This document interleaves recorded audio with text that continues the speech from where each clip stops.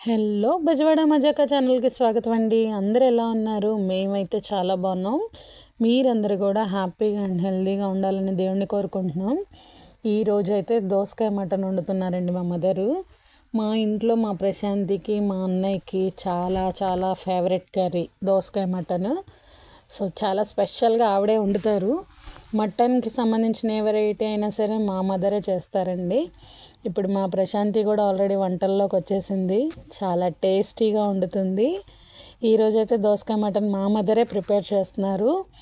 So ఎలా ఉండాలి ఏంటనేది మీకు చెప్తాను. మీరు కూడా ఇంట్లో ట్రై చేయండి. మటన్ని ఫస్ట్ కొంచెం నూనె వేసి మటన్ వేసి కొంచెం మగ్గబెట్టాలండి. ఒక 5 minutes అట్లాగా మగ్గిన తర్వాత దాంట్లోకి దోసకాయ ముక్కలు, టమాటా, ఉల్లిపాయ, పచ్చిమిరపకాయలు కట్ చేసి ముక్కల కింద వేసుకోవాలి.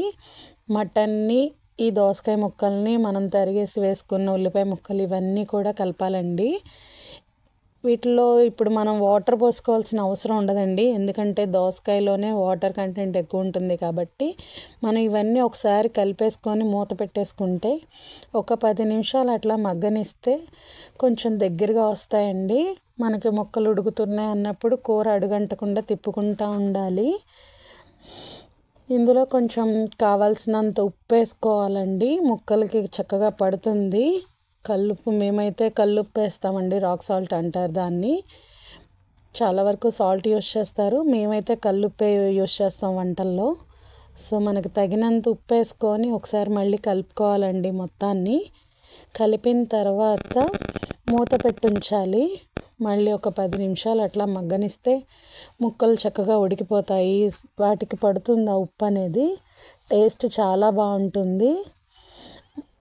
రేపు కృష్ణ జన్మాష్టమి కదండి. సో చాలా బాగా చేసుకుంటాం మేము. సో ఈరోజు మటన్ వండేసి మొత్తం స్టవ్ అదంతా కూడా క్లీన్ చేసుకుంటామండి. నాన్ వెజ్ వండిన తర్వాత రోజు సోమవారం అవుతే కనుక మొత్తం క్లీనింగ్ చేయాల్సిందే. మా ఇంట్లో అదొక రూల్ ఉంది. మా మదర్కి కొంచెం భక్తి చాలా ఎక్కువ. ఆల్రెడీ మీరు ప్రీవియస్ వీడియోస్లో చూసుంటారు. సో ఇప్పుడు మళ్ళీ కర్రీ దగ్గరికి వచ్చేద్దాం. కొంచెం దగ్గరగా వచ్చిన తర్వాత మళ్ళీ ఒకసారి కలుపుకోవాలండి. ఒక 2 స్పూన్ల అల్లం వెల్లుల్లి పేస్ట్ వేస్తారు టేస్ట్ గురించి అని.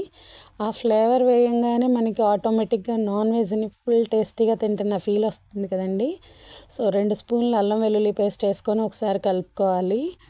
మళ్ళీ ఒక 5 నిమిషాలు అట్లాగా మగ్గనిస్తే ఈ ఫ్లేవర్ అంతా కూడా కర్రీకి పట్టుకుంటుందండి. చాలా టేస్టీగా ఉంటుంది.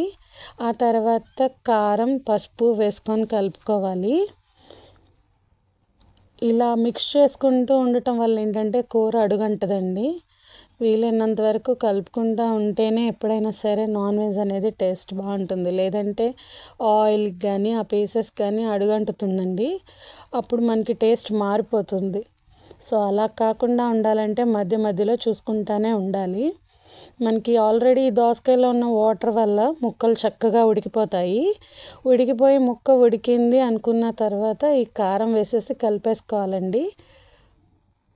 ఒకసారి మళ్ళీ కర్రీ అంతా జాగ్రత్తగా కలుపుకొని మళ్ళీ ఒకసారి మూత పెట్టేసి ఉంచితే ఒక 10 నిమిషాలకి ఆల్రెడీ కర్రీ రెడీ అయిపోతుందండి. ఎందుకంటే మనం ఆల్రెడీ ముందే ఉప్పు, పసుపు, అల్లం వెల్లుల్లి పేస్ట్ వేసేసాం కదా. సో ఫ్లేవర్ మంచిగా తగులుతుంది. నీసు వాసన అనేది ఉండదన్నమాట. మటన్ కానీ చికెన్ కానీ వండుకున్నప్పుడు మనం ఈ అల్లం వెల్లుల్లి పేస్ట్ వల్ల కానీ గరం మసాలాల వల్ల కానీ. సో లాస్ట్కి మనం కొంచెం ఈ వాటర్ యాడ్ చేసుకొని ఒకసారి కలిపేసుకొని మూత పెట్టేస్తే ఒక్క 5 నిమిషాల్లో కర్రీ రెడీ అయిపోతుందండి. మా ఇంట్లో అయితే సండే స్పెషల్ మటన్ దోసకాయ ఈసారి. నెక్స్ట్ డే మండే కదా, no non veg. So curry అయితే రెడీ అయిపోయిందండి. మేము భోజనాలకు కూడా రెడీ అయిపోతున్నాము. చూసారా ఎంత బాగుందో. మీరు కూడా మీ ఇంట్లో ట్రై చేయండి. ఎలా ఉందో కామెంట్ చేయండి. మా వీడియోస్ని లైక్ చేస్తూ మాకు సపోర్ట్ ఇస్తున్న ప్రతి ఒక్కరికి చాలా చాలా థ్యాంక్స్ అండి. మీ అందరి సపోర్ట్తో ఇంకొన్ని వీడియోలతో మిమ్మల్ని హ్యాపీగా ఉంచుతాము. Thank you. చూడండి, నెక్స్ట్ జన్మాష్టమి వేడుకలకు సంబంధించిన వీడియో కూడా అప్లోడ్ చేస్తాము. రేపు మా ఇంట్లో ఫెస్టివల్ ఎలా చేసుకున్నామో ఏంటో అది కూడా పెడతాము.